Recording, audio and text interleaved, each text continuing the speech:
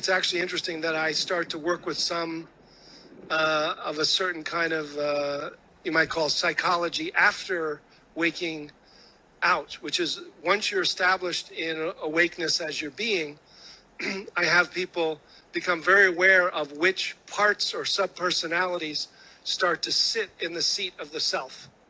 So as you're living your day, you like feel so great when you're by yourself. Now you go into a role or you go into an activity, and all of a sudden a judgmental part will come in. All of a sudden a little boy will come in. All of a sudden, I can't believe they're doing this to me. And you start to realize, oh, look at that. Isn't that interesting? So you, rather than being aware of thoughts, feelings, and sensations as objects, you start to be aware of subpersonalities trying to sit in and operate and become the new operating system, little mini-me's that try to drive the vehicle, and you just be aware of them and then return to your sense of being and spontaneously live from and respond from there.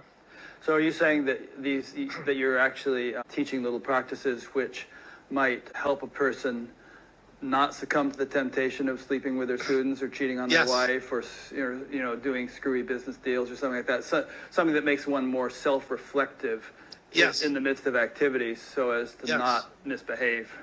Yeah, so you're bringing every point of view, every part of yourself to the table, and you're looking at it. So if you have a feeling of, some student would say, okay, well, I have this sexual attraction to a woman, and then start to think about what I'm doing. I say, okay, well, let's just look at that part of you. That's a part of you. Is there another part that doesn't? Yeah, there's another part that's saying, what the hell are you doing? And then is there another part? Yeah, there's another part that said, this is ridiculous. This is going to lead to pain and suffering. Okay, and what else?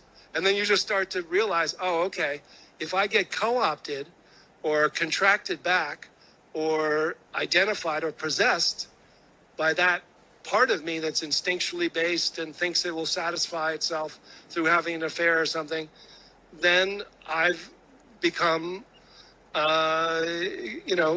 co-opted, and I'm no longer operating from being.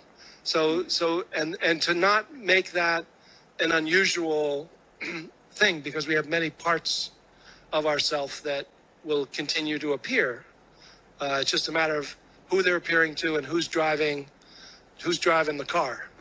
Yeah. The aham kara, right? Aham kara, right? The eye maker.